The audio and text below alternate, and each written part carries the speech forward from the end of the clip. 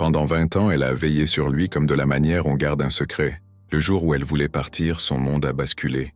Son fils la rappela, non pas pour la remercier, mais pour arracher ce qu'elle croyait être sa dernière dignité.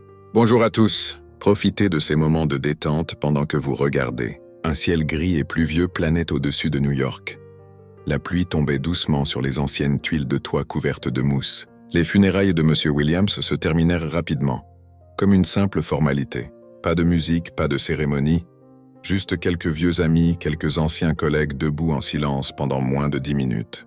Des parapluies noirs s'ouvrirent discrètement, puis se refermèrent sans un mot.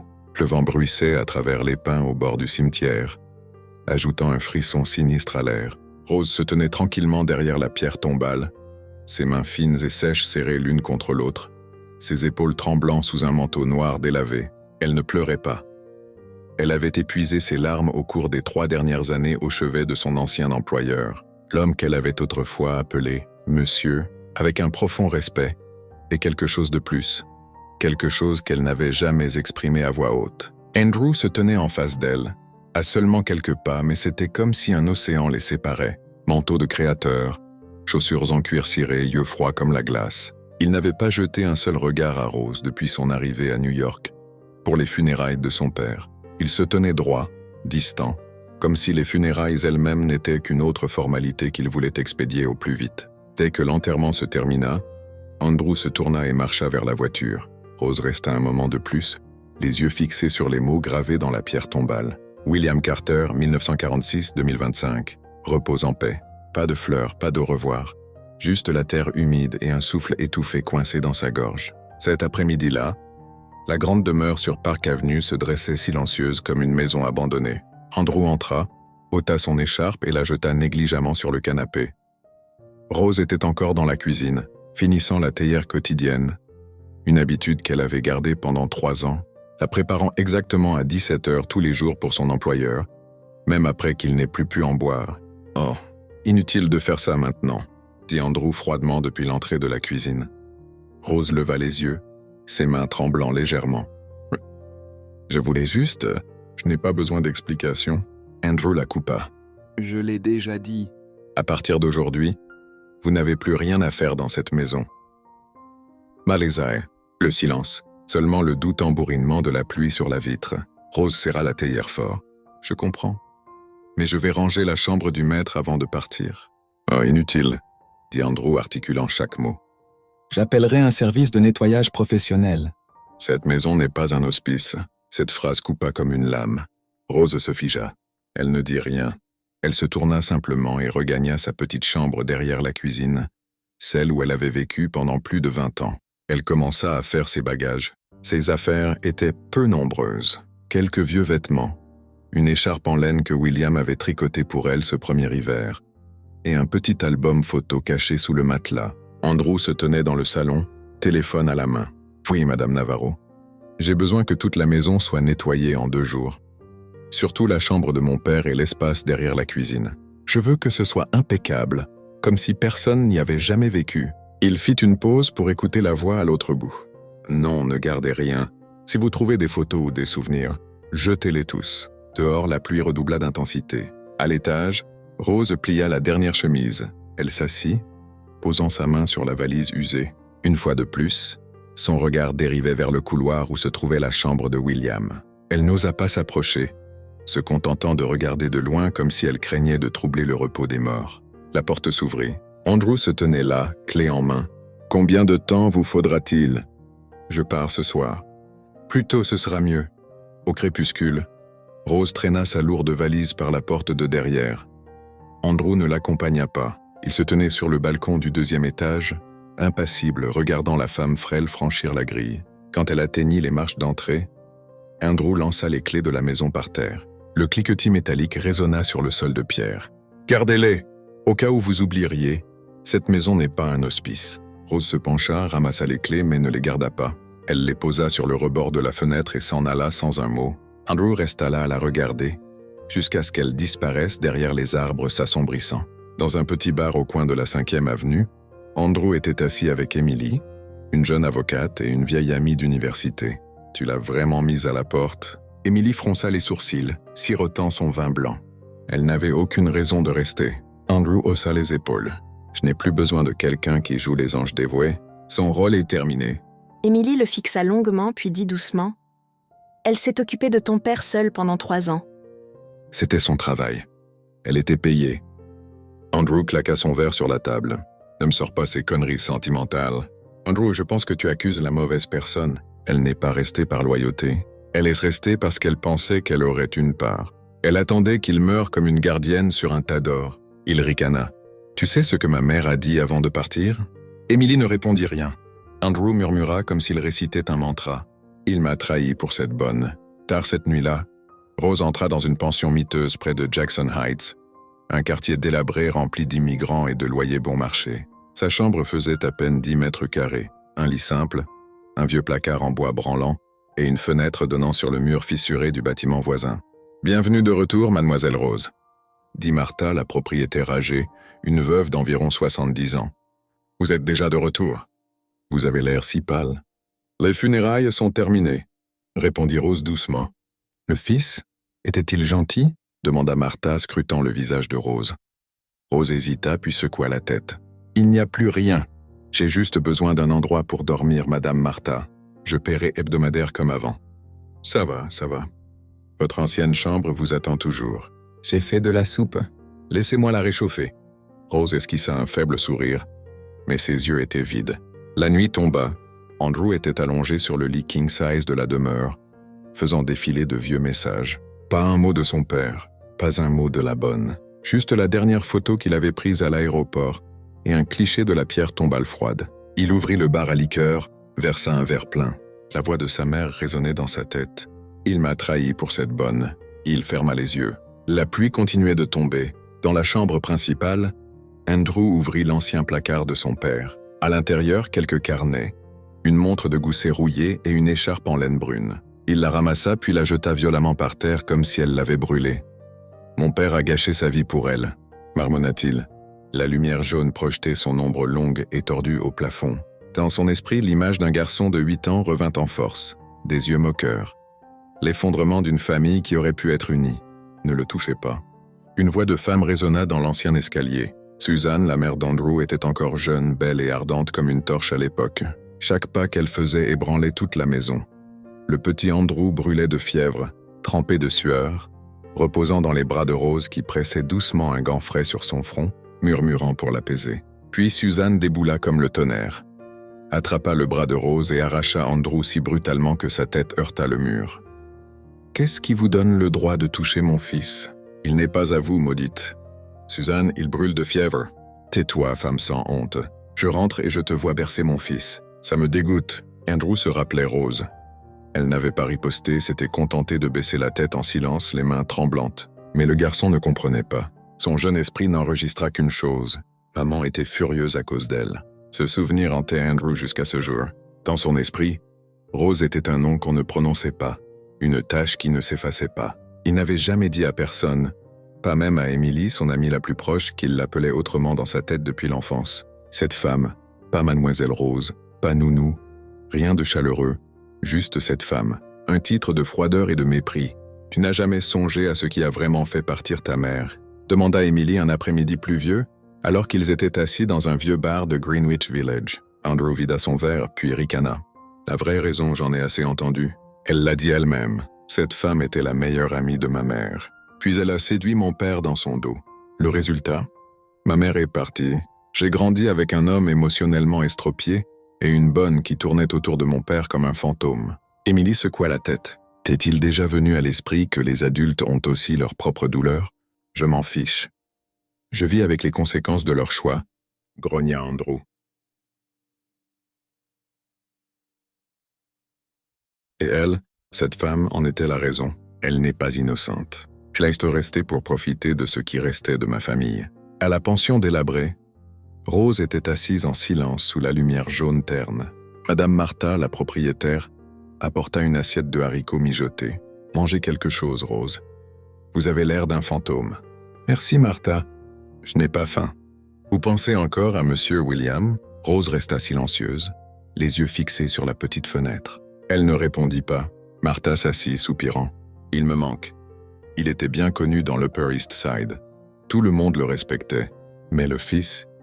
Ne le blâmez pas, dit Rose doucement. Il ne croit que ce qu'il a toujours entendu. Entendu ou qu'on lui a enfoncé dans le crâne. Martha ricana. Ce gamin a failli mourir de fièvre une fois. Qui a veillé toute la nuit à essuyer sa sueur? Je me souviens, vous l'avez porté dans ma chambre au milieu de la nuit quand il convulsait. Rose serra les mains. Et ensuite, sa mère vous a giflé. Je l'ai vu de mes propres yeux. Cette honte, même les étrangers pouvaient la voir. Mais lui, il n'a pas vu, murmura Rose. Martha hésita. Elle était plus âgée que Rose de quelques années. Pourtant, à cet instant, elle paraissait des décennies plus jeune. Vous ne me devez pas d'explication, je sais. Mais si vous restez silencieuse pour toujours, les gens penseront que vous méritez ce que vous avez eu. Parfois, la vérité est quelque chose que personne ne veut entendre. Le lendemain, Andrew revint à la maison de son père avec un seul objectif.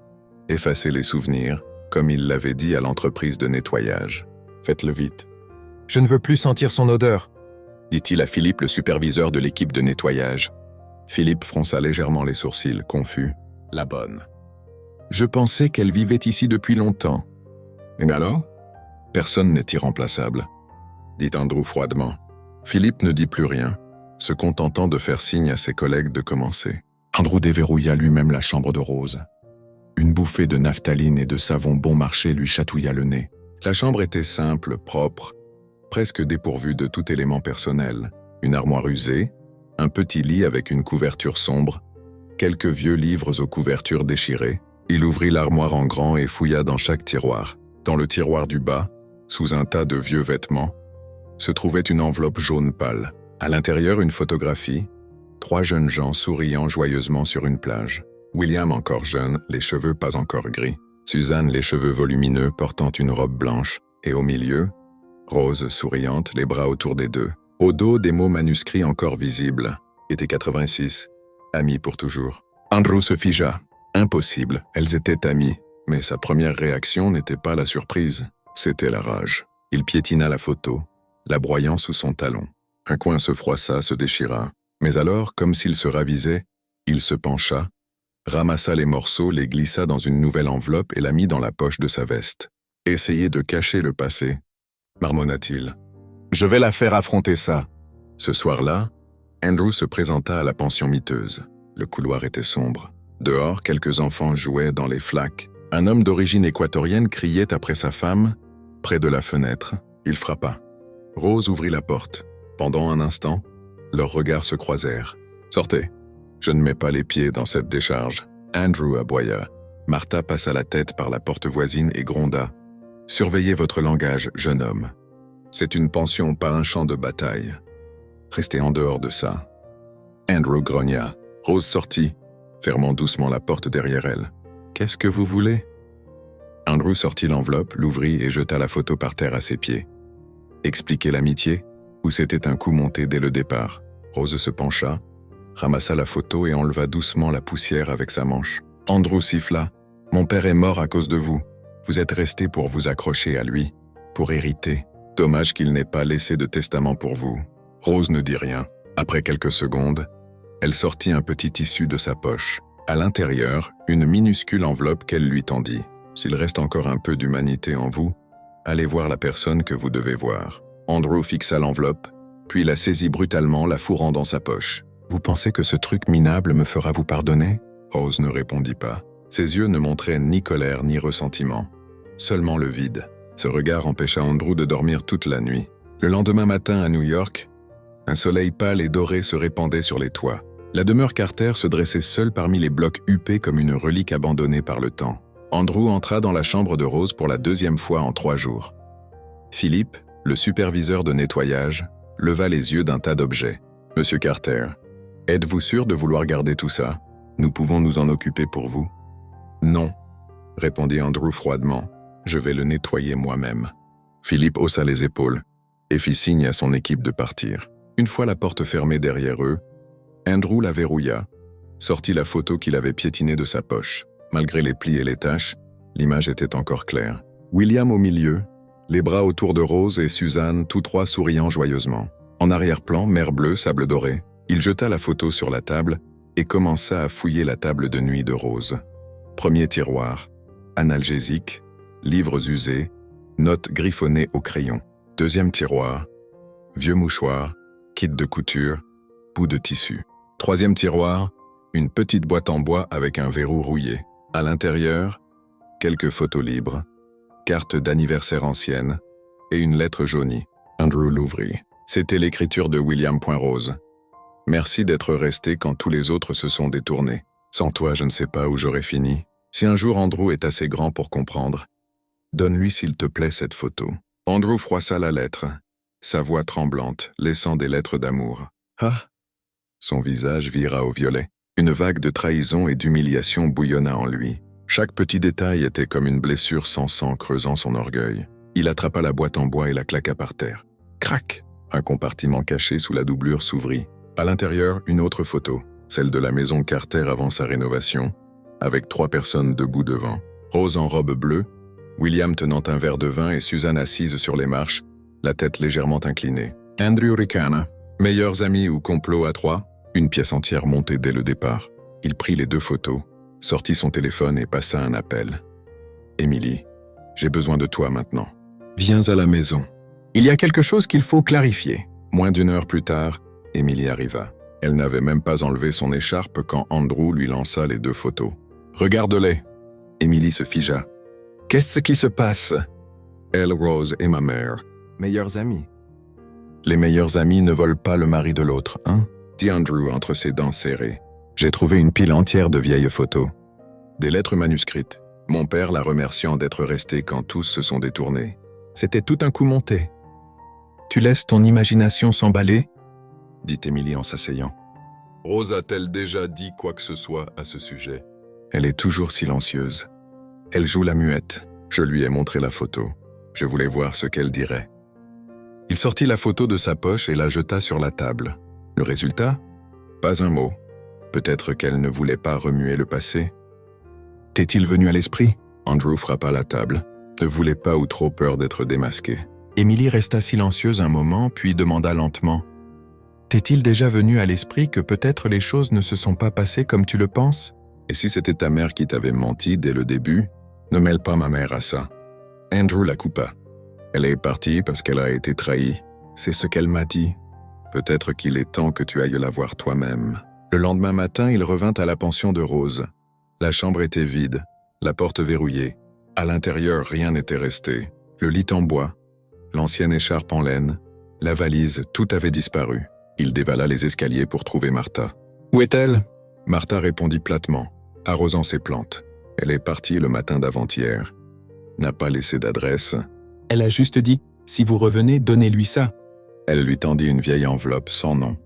Andrew l'ouvrit. À l'intérieur, un petit morceau de papier et une vieille photo. Andrew, 5 ans, endormi sur les genoux de Rose, ses bras l'entourant comme si elle tenait le monde entier. Sur la note, d'une écriture simple. « Je te pardonne. Même si tu me hais, j'ai toujours souhaité ton bonheur comme ton père l'a fait. Tu étais la plus petite lumière de ma vie. » Les mains d'Andrew tremblèrent. Il s'effondra sur le banc en bois dehors. Le soleil cognait, dur et impitoyable. Il pleura non en sanglots, mais en larmes étouffées, silencieuses, des larmes qui semblaient repiégées en lui depuis des années. Andrew sortit de la gare Penn Station, la sueur trempant le dos de sa chemise sous la chaleur étouffante du sud, mais la colère bouillonnante en lui était encore plus chaude que le soleil. Il tenait la note que Rose avait laissée dans la dernière enveloppe, juste une adresse simple, sans nom. Rue Elm, quartier de Williamsburg.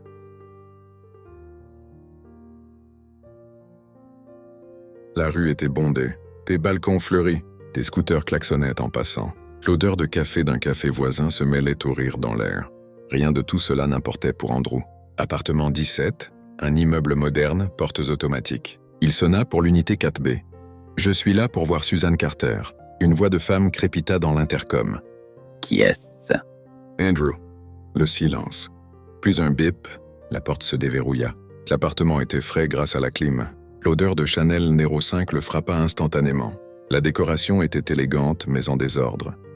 Robe jetée sur les chaises, un verre de vin rouge sur la table, un cendrier rempli de mégots taché de rouge à lèvres. Suzanne sortit de la chambre dans une nuisette en soie noire, pieds nus, ongles peints en rouge. Ses yeux portaient encore des traces de maquillage qu'elle n'avait pas enlevées. Tu es vraiment venu » ricana-t-elle. Andrew resta immobile. « Tu es toujours comme ça ? Tu as disparu pendant plus d'une décennie, n'as jamais essayé de me trouver et maintenant tu agis comme si tu attendais une livraison. » Suzanne ne répondit pas. Elle alla à la cuisine, versa 2 verres de jus d'orange et revint. « Tu n'as pas appelé. Je n'ai pas eu le temps de me préparer. » Elle lui tendit un verre. Andrew ne le prit pas. Il s'assit sur le canapé en cuir blanc, les yeux rivés sur elle. « Je suis allé la voir. Rose. » Suzanne rit, les mains sur les hanches. « Vraiment ? Et tu es venue ici en espérant que je dise quoi ? Qu'elle est une sorcière. Que je suis désolé de t'avoir laissé l'élever.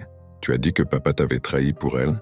Oui. » Elle s'assit en face de lui parce qu'il a choisi une paysanne sans éducation plutôt qu'une femme de son rang. « Tu es parti de ton propre chef. » Andrew grogna. Suzanne haussa un sourcil, fit tournoyer son vin et rit comme si c'était une blague bon marché. Toujours si naïf. « Oui. Je suis parti parce que j'étais épuisé, mais aussi parce que je savais que je ne pouvais pas le reconquérir. Pas quand il la regardait comme il ne m'a jamais regardé. » Andrew fut sans voix. « Alors pourquoi la blâmer ?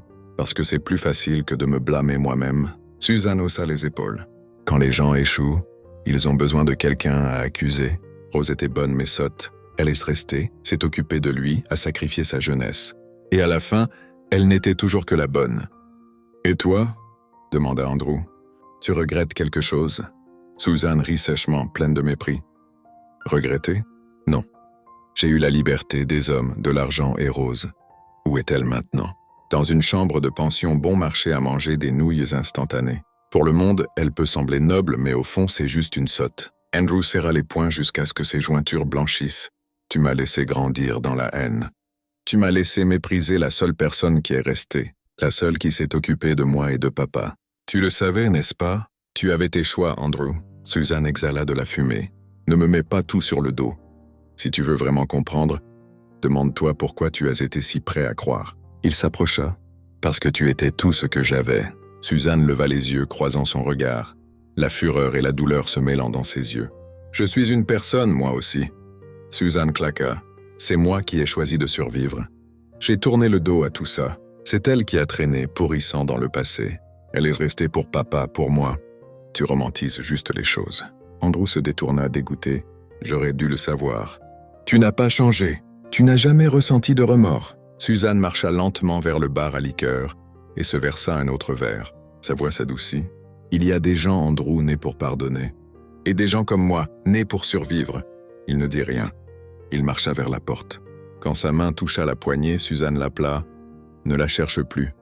Des gens comme elle sont nés pour être laissés derrière. » Dans le train de nuit vers New York, Andrew était assis seul. L'obscurité dehors défilait comme des masques déchirés. Il posa sa tête sur la petite table. Il ne pleura pas. Il n'y avait plus de larmes. Son esprit était un chaos. Son père, un homme qui avait vieilli en silence. Sa mère, une belle femme froide comme la pierre. Et Rose, la femme qu'il n'avait appelée que cette femme. Les mots de Suzanne résonnèrent dans sa tête, née pour être laissée derrière. Andrew se sentait comme l'incarnation de la trahison, de l'égoïsme et du malentendu. Un enfant coincé entre les tragédies de 2 générations. Un garçon élevé dans la colère des adultes et l'absence de vérité. Le train arriva à Grand Central Terminal à 2 heures du matin. Il traîna les pieds hors de la gare. Pas de taxi, pas de retour à la demeure. Il marcha simplement, nulle part en particulier.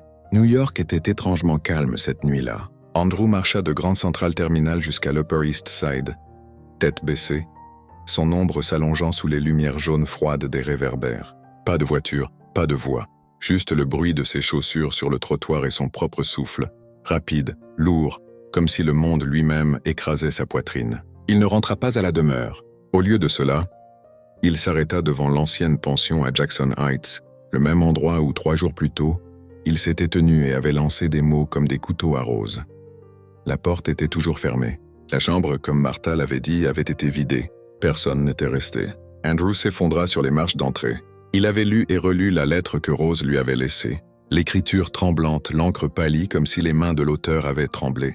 « Je te pardonne. Même si tu me hais, j'ai toujours souhaité ton bonheur comme ton père l'a fait.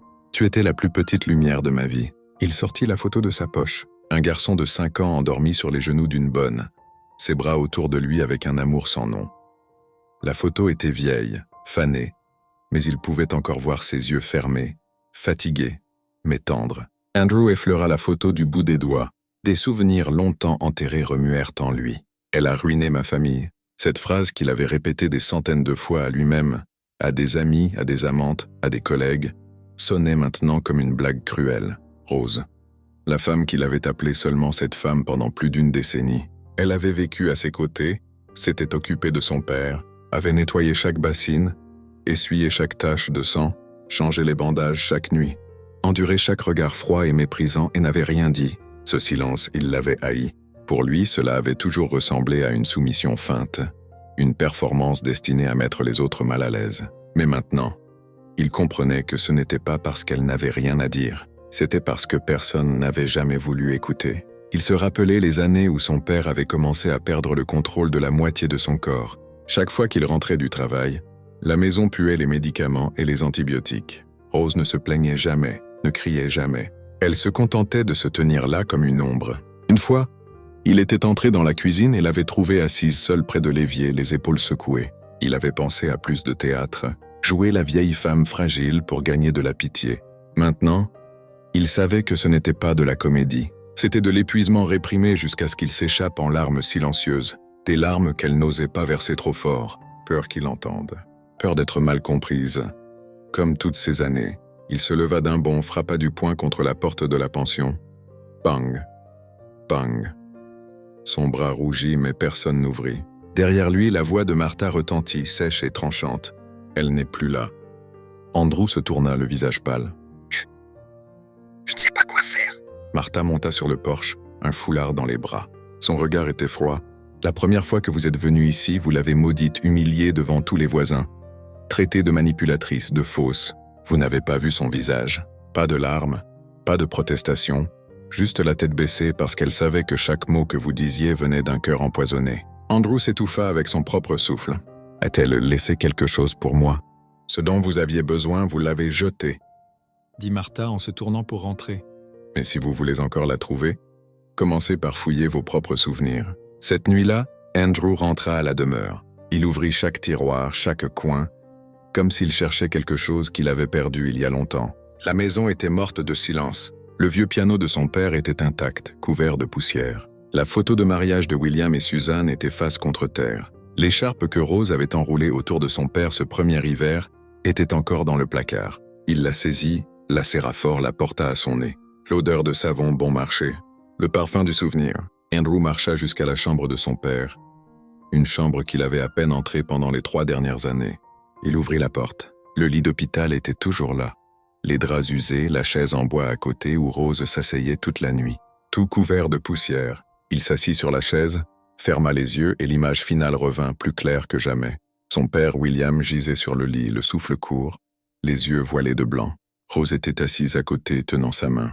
Et à cet instant, William murmura « Merci, ne me laisse pas ». Il avait assisté à cette scène, mais à l'époque, tout ce qu'il entendait dans sa tête, c'était la voix de sa mère. « Il m'a trahi pour cette bonne ».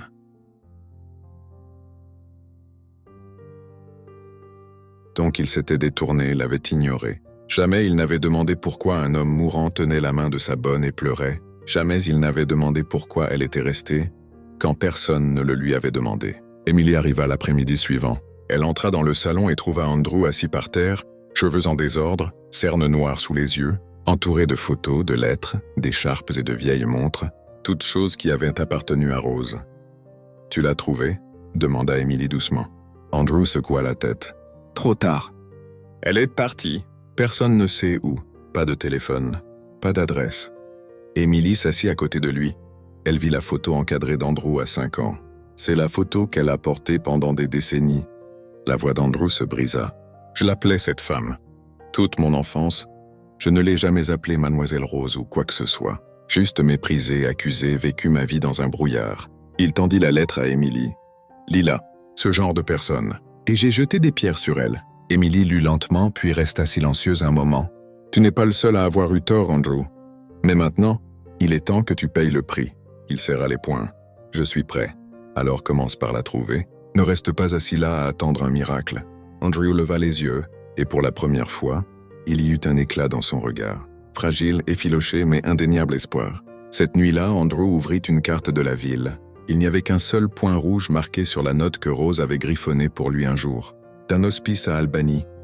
un endroit qu'elle avait vaguement mentionné en parlant d'amis de sa jeunesse. Il le cercla puis se leva. Cette fois, je ne serai pas trop en retard. Matin tôt. Le ciel était couvert. Andrew descendit du bus inter-État, son souffle embuant dans l'air frais des Highlands. Dans sa main, une note froissée avec l'adresse du centre de soins Grace Haven, niché en périphérie d'un quartier calme, mentionné une seule fois par Rose, quand son père était encore en vie. Un taxi le déposa à la grille en fer rouillé. Andrew entra.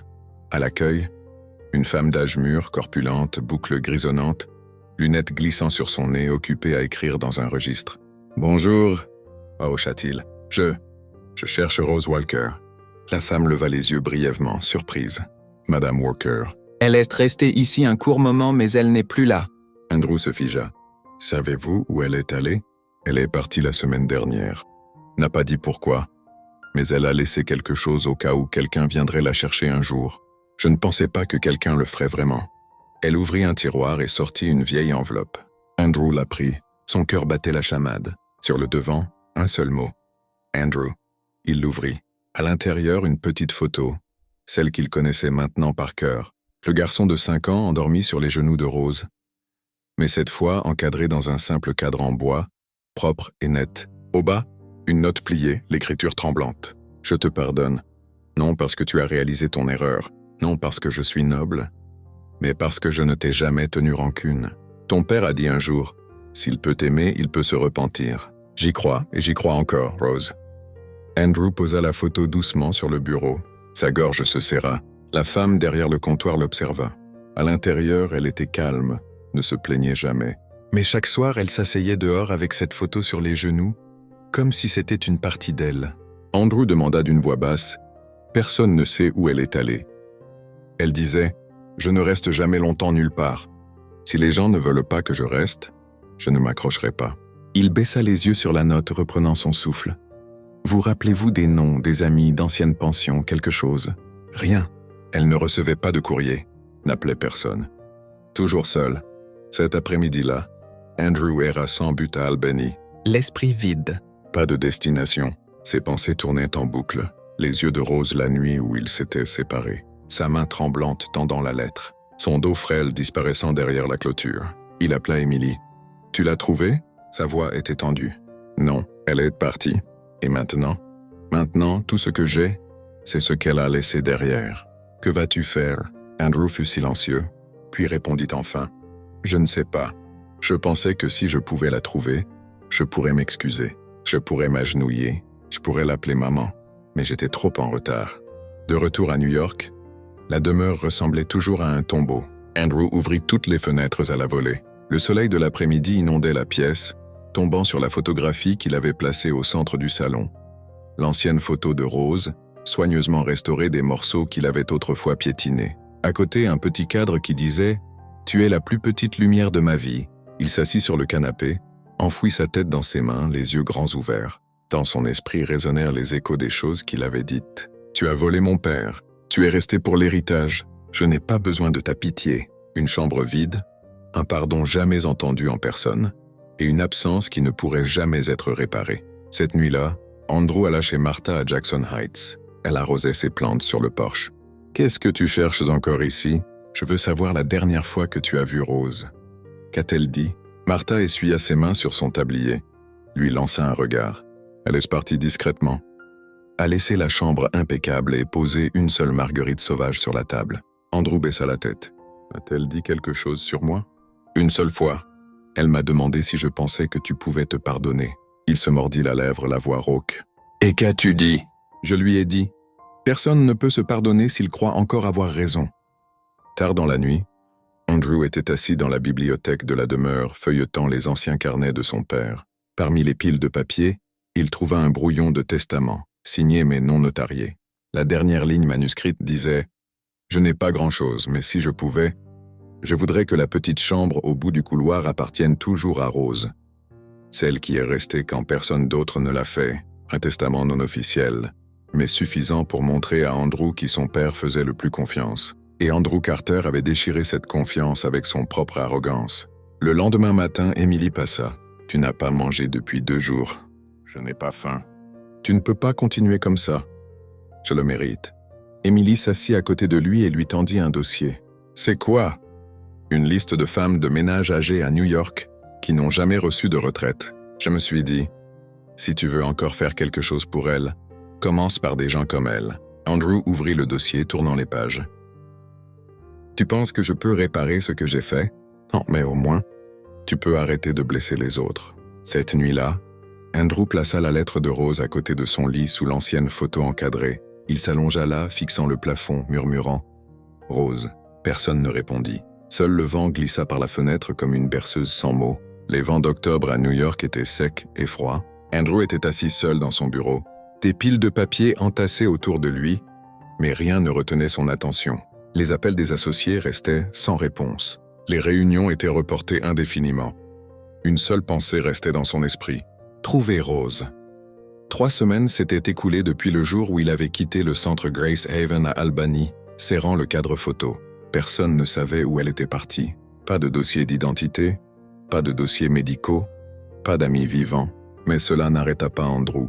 Il contacta des abris à travers le pays, posta des infos sur des forums de soins aux personnes âgées, demanda même à Emily de l'aider à chercher. Le jour 24, alors qu'il était assis dans sa voiture, les yeux fermés d'épuisement, son téléphone vibra. Le nom d'Emily s'alluma sur l'écran. « Allô, il y a un signalement », dit Emily rapidement. Une assistante sociale dans le comté de Soma dit qu'ils ont trouvé Rose. Elle a été récemment transférée à la maison de repos Hopewell, en dehors d'Albany. Le cœur d'Andrew chuta. « Tu es sûr ?»« Oui. » Ils disent qu'elle s'est effondrée dans un parc. Ils ont trouvé une vieille photo encadrée et une note avec l'adresse de ta demeure dans sa poche. Il sauta de la voiture, la voix tremblante. « Envoie-moi l'adresse. Je pars maintenant. » Cet après-midi-là, Andrew arriva à la maison Hopewell. Une petite installation blanche et jaune entourée de cyprès anciens. L'air sentait faiblement l'antiseptique. Il marcha jusqu'au bureau d'accueil et demanda pour elle par son nom. L'infirmière de service, une femme nommée Lucy Martin, hocha la tête. « Madame Walker. Oui, elle est en chambre 11. Mais quoi ?» Lucy hésita. « Elle n'est pas bien. Sa respiration est faible. Son état mental est instable. Et elle n'a parlé à personne. Elle fixe juste la fenêtre. » Andrew hocha la tête, serrant la sangle de son sac. « J'ai besoin de la voir. Je suis de la famille. » Lucy l'étudia un moment, puis indiqua le chemin. Chambre 11, une petite pièce. Murs vert pâle, lit simple. La fenêtre ouverte juste assez pour que la brise agite les rideaux. Rose était allongée là, cheveux complètement blancs, visage pâle, yeux fixés sur le jardin. Andrew entra, s'arrêtant à 2 mètres du lit. Il ne parla pas d'abord, se contentant de se tenir là, le cœur battant.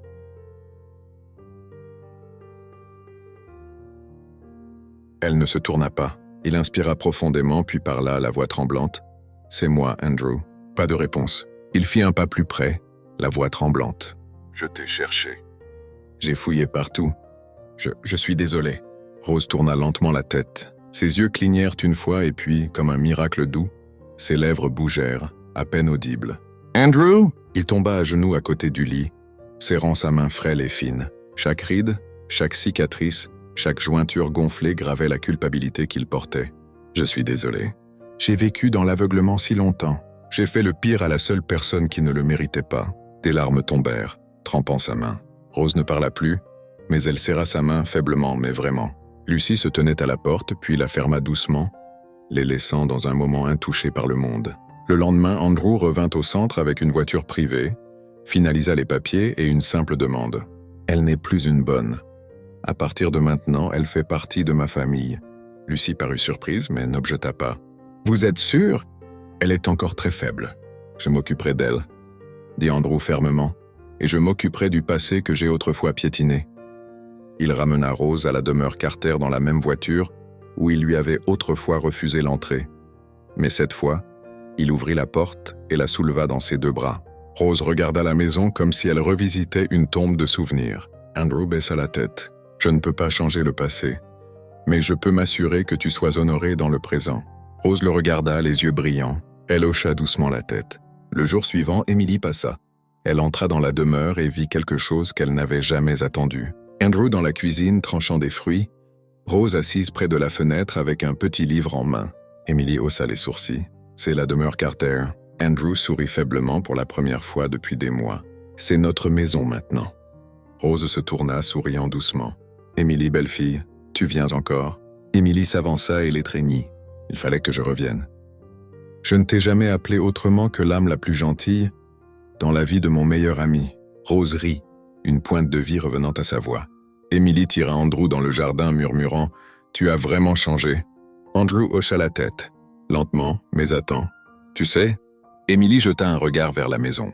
Elle a beaucoup pleuré, mais pas parce qu'elle était blessée. Elle pleurait parce qu'elle pensait que tu ne grandirais jamais. Andrew serra doucement le poing. Eh bien, son fils l'a enfin fait. Cette nuit-là, Rose était assise sur le balcon, contemplant le ciel. Andrew lui apporta une tasse de thé à la camomille, la seule boisson qu'elle aimait après le dîner. Tu as dit un jour que tu aimais plus les couchers de soleil de New York que ceux de n'importe quelle autre ville. C'est vrai, répondit Rose doucement. Parce qu'ils sont beaux et tristes. Andrew s'assit à côté d'elle. Je veux changer ça. Je veux que tu vois que les choses peuvent être non seulement tristes, mais paisibles. Rose le regarda, les yeux pleins de tendresse, puis demanda « Et que vas-tu faire de tes erreurs ?» Andrew fut silencieux un moment, puis dit « Je réparerai par des actes. Pas seulement pour toi, mais pour tous ceux qui ont été oubliés. » Rose hocha légèrement la tête. « C'est suffisant. » 3 mois plus tard, New York brillait sous le soleil printanier.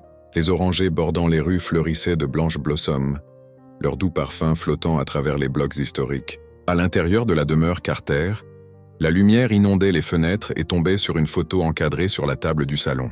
Andrew, 5 ans, endormi sur les genoux de Rose. À côté, un portrait peint à la main d'après les souvenirs d'Andrew. Rose souriante. « Tu m'as faite trop belle », dit Rose assise dans un fauteuil près de la cheminée. Andrew sourit en posant une tasse de thé devant elle. « J'ai juste essayé de capturer la lumière que tu as toujours portée. » Lumière? Elle haussa un sourcil. « Oui. » Il s'assit. Le genre de lumière qui brille en silence que personne ne remarque, jusqu'à ce qu'elle disparaisse. Rose fut silencieuse un moment, puis regarda par la fenêtre. « Tu as beaucoup changé, Andrew. » Il hocha doucement la tête. « Je suis encore là parce que tu n'as jamais abandonné sur moi. » Rose ne parla pas, mais elle serra sa main. Cet après-midi-là, dans une petite salle de conférence à la mairie de New York, Émilie monta au micro, la voix claire et ferme. « Chers amis, nous sommes réunis aujourd'hui pour lancer le Fonds Éternel Rose, une organisation à but non lucratif dédiée à soutenir les femmes de ménage âgées sans retraite, sans famille et sans endroit à appeler maison. Les sièges étaient remplis, bénévoles, assistantes sociales, seniors et même des reporters du New York Times, Los Angeles Times et NBC étaient présents. Andrew monta sur scène. Les clics des appareils photo emplirent l'air.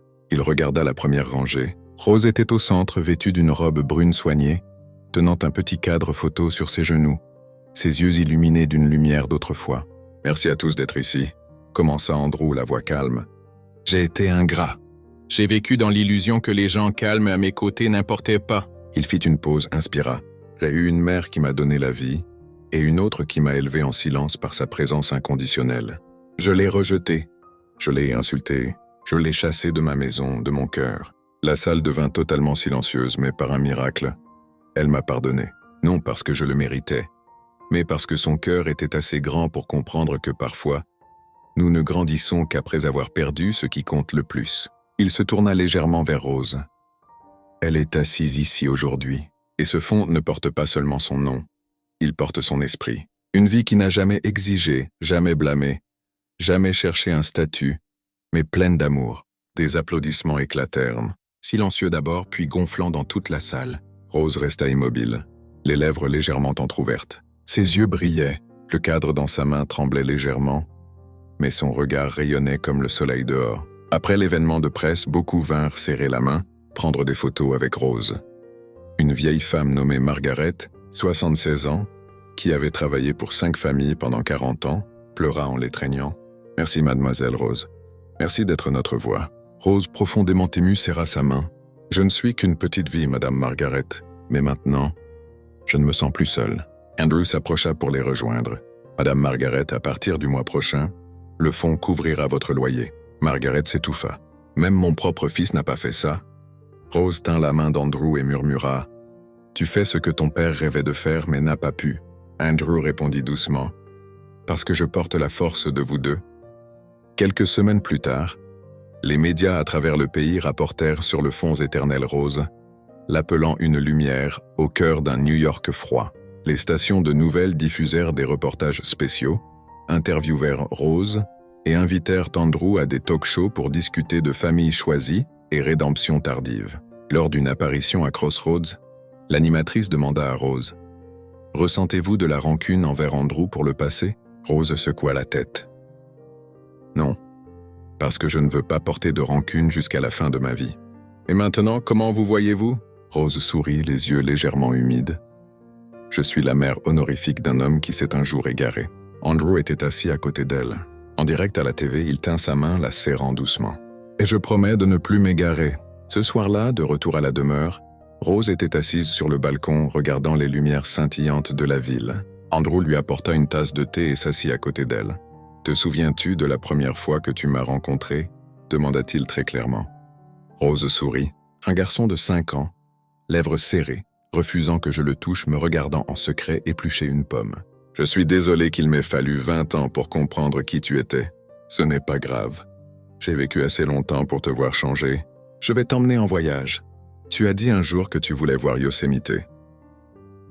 Mes yeux sont faibles, mes jambes ne sont plus ce qu'elles étaient, mais mon cœur en a encore envie. Alors on y va. Je te porterai si nécessaire. » Rose rit. « Ne me fais pas pleurer ce soir. Non, tu dois rire parce que je ne te laisserai plus pleurer. » Des mois plus tard, à la cérémonie d'ouverture du premier hospice nommé Maison Rose Walker, Andrew parla devant une foule de plus de 200 personnes.